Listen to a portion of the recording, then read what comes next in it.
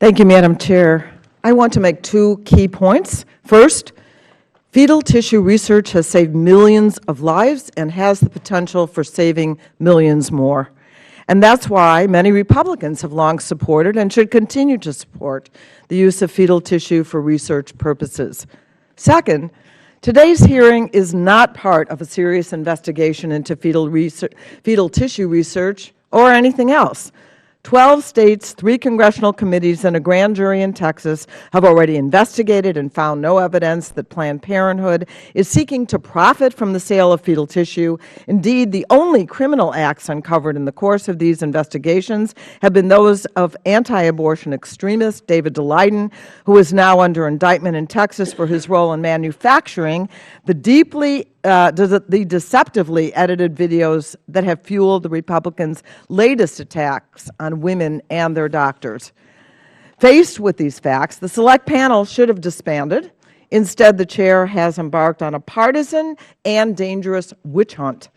Her actions are putting the privacy and safety of Americans at risk. Over the repeated objection of the Democratic members of the panel, the chair has sent dozens of document requests to academic institutions, medical schools, and healthcare providers across the country. She has already issued 3 unilateral subpoenas demanding the names of individual researchers, graduate students, medical students, doctors, and clinic personnel, and is threatening to issue more. There are no rules in place to protect these names from public disclosure. In fact, the chair's staff has made it perfectly clear that any name turned over to the panel may be released to the public. There is no reason to create such a database, and the chair's abuse of her position as chair to compel this information is frankly reminiscent of Senator Joe McCarthy's abusive tactics. We live in a world where researchers who use fetal tissue are compared to Nazi war criminals, and extremists have tried to burn clinics to the ground. We live in a world where women have to face a gauntlet of harassment to get health care, and where there are threatening websites that identify reproductive health care providers, their families, and maps of the location to their clinics and homes. On the day after Thanksgiving, a gunman drove 60 miles to a Planned Parenthood clinic in Colorado Springs, killed 3 people, injured 9 others, and terrorized doctors and patients. And when arrested, he uttered the words, quote, "No more baby parts," unquote, a phrase that many of my Republican colleagues have invoked both before and after these murders and in connection with this panel's investigation.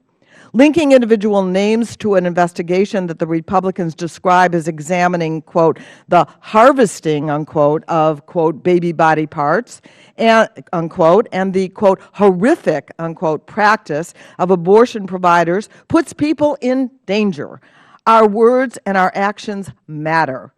The chair has refused to explain why she needs a database of names. As the Washington Post editorial board asked just a few weeks ago, quote, how is the name of a graduate student who 5 years ago was an intern at a lab relevant to anything, unquote. There is no apparent reason for this other than harassment and intimidation. Republicans may not like the fact that abortion is legal and therefore safe for women in this country, but that is no excuse for putting students, researchers, women, and their doctors at risk. The Democratic members of this committee have repeatedly asked the chair to stop demanding that information. We have proposed reasonable rules that would prevent collection of certain information and otherwise protect the information that we do receive. So far, the chair has ignored our requests. Nonetheless, I want to make this very clear to the entities that are under threat of subpoena or contempt from the chair, and to every researcher, doctor, and woman in America: Democrats will continue to fight to keep them safe. The unfortunate truth is that this partisan pursuit of the manufactured false allegations of anti-abortion extremists is putting Americans in harm's way, and it must stop.